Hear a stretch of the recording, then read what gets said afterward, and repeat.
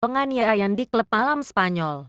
Seorang turis asal Inggris mengalami koma dengan gumpalan darah seukuran bola tenis setelah dilaporkan menjadi korban serangan keji di sebuah klub malam di Magaluf.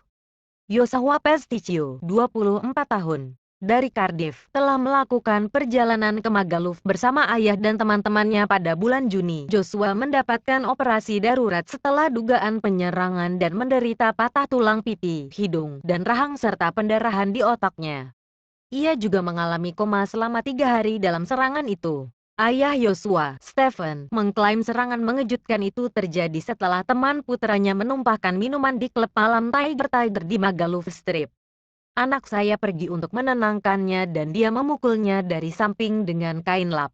Stephen berlibur bersama putra dan 5 temannya. Apa yang terjadi sungguh tak terduga. Salah satu dari mereka menumpahkan minuman di sudut, namun penjaganya bereaksi berlebihan. Kemudian Joshua pun pergi untuk mendamaikan mereka. Setelah kejadian itu keadaan menjadi ricuh. Joshua tidak ditemukan. Sekitar 20 menit berlalu, teman-teman Joshua mencarinya keluar dan mendapatkan Joshua dalam keadaan tertelungkup di jalan dengan bercucuran darah. Temannya pun berlari ke dalam untuk meminta bantuan. Ketika anggota kelompok lainnya keluar, Joshua mengatakan bahwa mereka bertemu dengan sekelompok penjaga yang memakai kemoceng. Penjaga itu mulai menyerang orang lain. Kemudian polisi setempat muncul dan mulai memukul semua orang, tambah Stephen. Seseorang harus mengeluarkan peringatan bahwa Magaluf tidak aman untuk turis Inggris.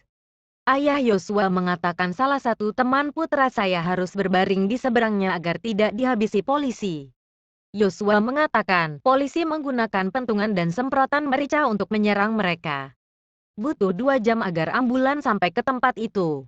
Sang ayah yang saat kejadian sedang tertidur di hotel pun sangat kaget ketika salah satu teman anaknya memberitahu bahwa Joshua sedang dalam kondisi kritis. Stephen tiba tepat saat Joshua akan mendapatkan operasi darurat. Setelah serangan itu Stephen mengecam klub malam dan polisi di Magaluf.